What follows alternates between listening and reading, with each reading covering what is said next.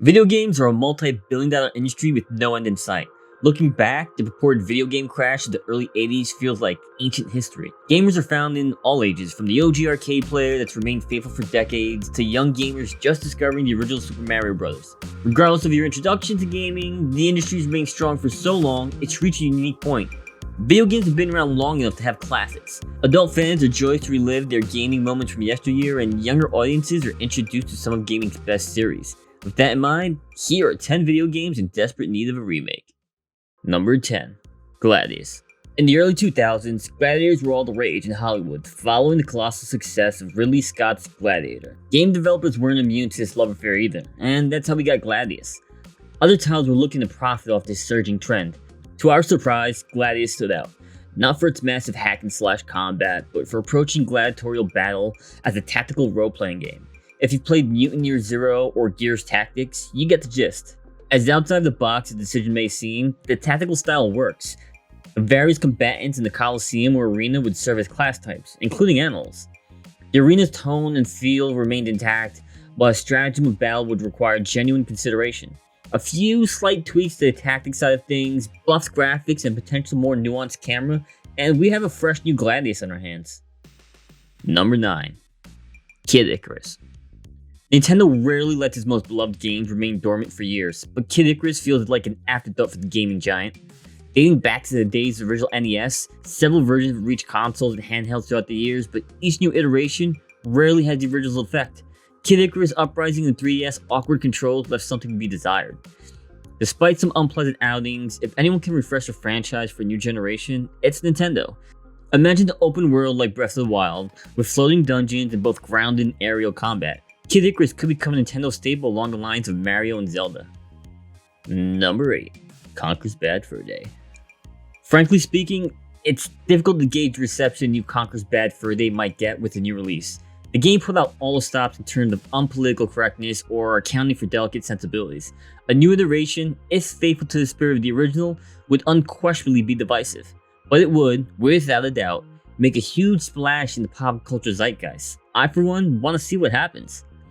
Bad Fur Day follows the titular Conker, an anthropomorphic squirrel with more in common with Frank Gallagher from Shameless and Super Mario. Bad Fur Day is a platformer featuring the tactless Conker in the quest to return home to Barry, his girlfriend, after an indulgent night of drinking. The story and missions are set within a hub world that grants access to various 3D open worlds. Missions are fairly linear in nature, but the simple yet engrossing gameplay, combined with the tone and story that eschews platforming expectations, works quite well. Nintendo released the title towards the end of Nintendo 64's console lifecycle with minimal advertising and even less fanfare. Still, there was enough critical praise to appeal to gamers looking for something outside the box, and that's what they got. Slowly but surely, the title garnered praise and the fanbase all its own. Conker's Bad Fur Day's profanity-laden dialogue, pop culture satire, and boundary-pushing humor found its way into gamers' hearts. Number 7. Jade Empire. Jade Empire was a rare feather in Xbox's cap. Developed by BioWare, Jade Empire can be likened to the Knights of the Old Republic series. However, rather than being tied down to a universe with a rabid fanbase, Jade Empire is set in an ancient China-like setting, drawing heavily from Chinese mythology. Players take control of a spirit monk set on a journey to save your master, the aptly titled Master Li, from a corrupt emperor. As paint by numbers as it seems, the game was a breath of fresh air and a revelation upon release.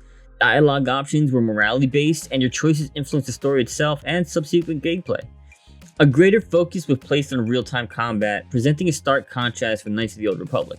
A variety of combat styles could be used, each with timing and a range of motion that provide a welcome variety to taking out foes. For its time, the physics and character animations were a joy to experience.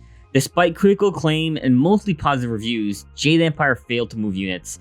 It's unfortunate to see, considering that the combat system, story, world building, and a standout musical score makes Jade Empire a gem of a title. With Western fans more receptive to RPGs than ever, I have little doubt that if done right, Jade Empire can come back stronger than ever. Number 6. FZero. It boggles my mind to think about how long Nintendo's allowed this franchise to sit on the shelf. Every time I see Captain Falcon in Smash Bros., it serves as a harsh reminder of the game we once knew all too well but seems awkwardly distant today. It's like seeing an ex-girlfriend every time I want a Smash Bros. Fix. Debuting on the Super Nintendo system in 1990, the futuristic racer garnered praise from critics and fans alike.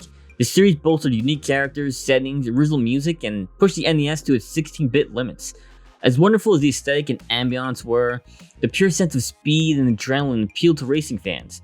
Saying FZero is challenging is an understatement, but that's simply part of the appeal. Sometimes it's entertaining to take punishment. Dark Souls fans can relate. Many sequels were produced up to 2004, with multiple developers taking a crack at the formula, but 16 years is far too long to wait for a follow-up. Number 5. Bushido Blade. 1997 saw the original release of Bushido Blade on the PlayStation. The 3D fighter focused on one-on-one armed combat, but rather than rely on the tried and true mechanics of a life bar and time limit, Bushido Blade concentrated on a body damage system. Strike an enemy to the heart and they could die immediately.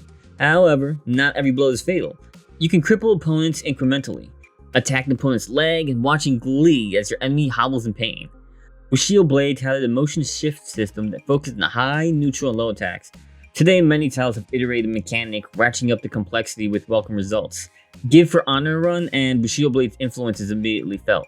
The word Bushido refers to the Japanese warrior code of honor.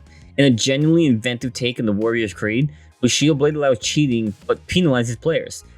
Every battle is seeping with tension, forcing players to calculate their every move and navigate the environment to manipulate the fight. The current resurgence of fighting games, along with the continued success of esports, make this a no-brainer. With the power of the current generation of consoles and PCs, developers can work wonders with the base game design Bushido Blade has to offer. Number 4. Dino Crisis. The elevator pitch for Dino Crisis is simple. Resident Evil meets Jurassic Park.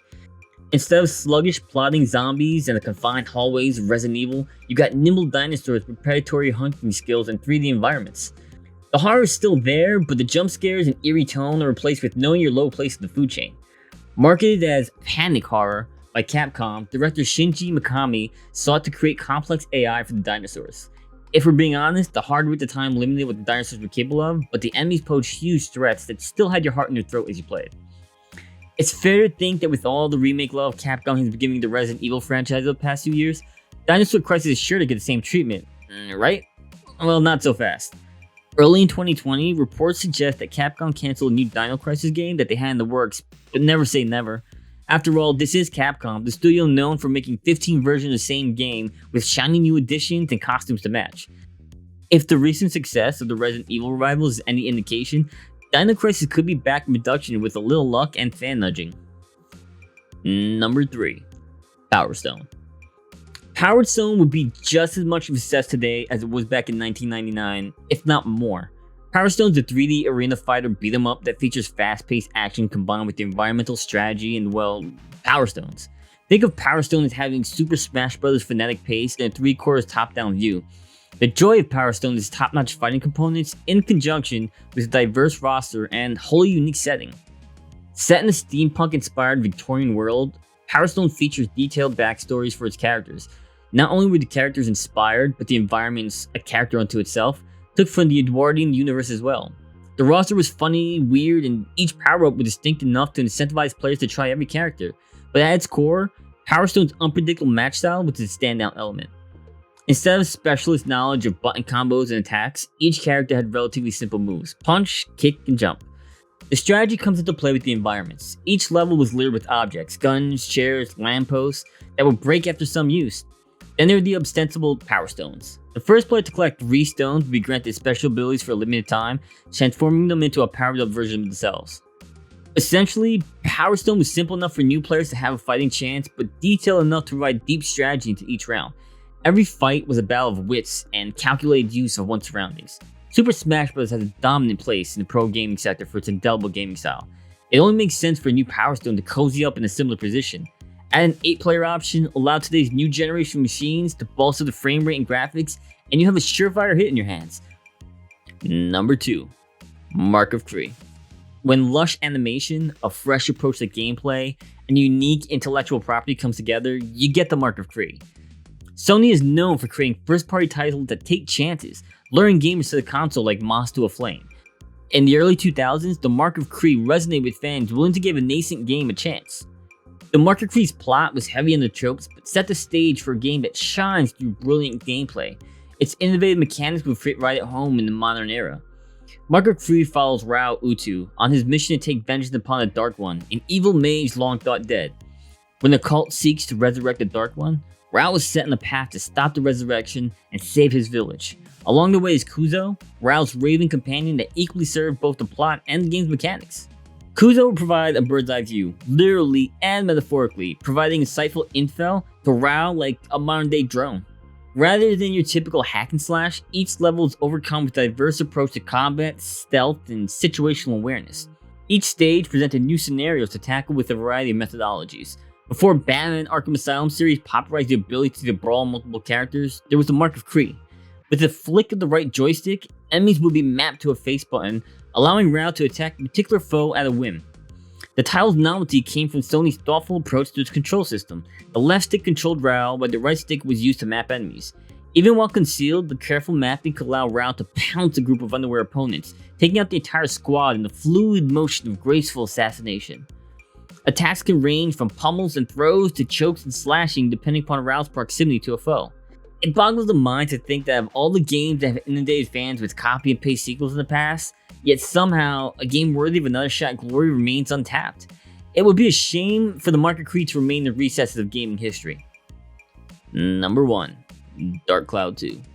Looking back, PlayStation 2 has almost as many titles tied to fond gaming memories as Nintendo, and that's saying something.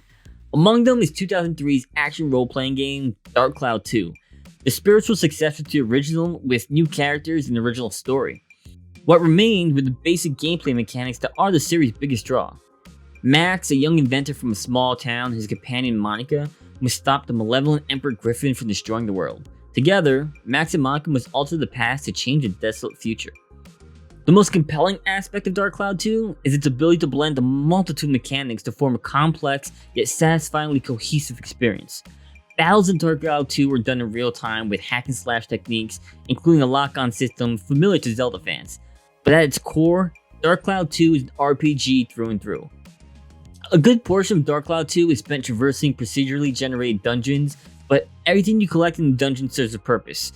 As fun as hell that proves to be, it's the town building feature and the unique invention system that defines the series. Intuitive, yet intricate, Dark Cloud 2 allows players to build towns from materials picked up in the dungeons. Players will spend hours designing and obtaining materials to rebuild the world destroyed by Emperor Griffin. Yet, the most innovative feature is how ideas are generated to build almost everything. After taking pictures of various objects, you can then use the images to create a new idea card for invention. Nearly everything in the world can be used as an element for an idea.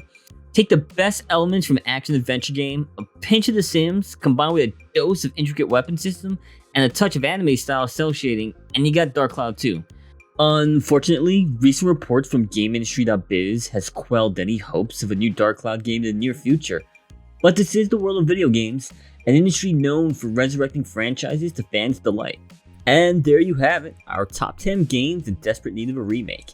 Feel free to like the video and head on over to AIPTcomics.com, where we welcome new writers for articles and video essays just like this one.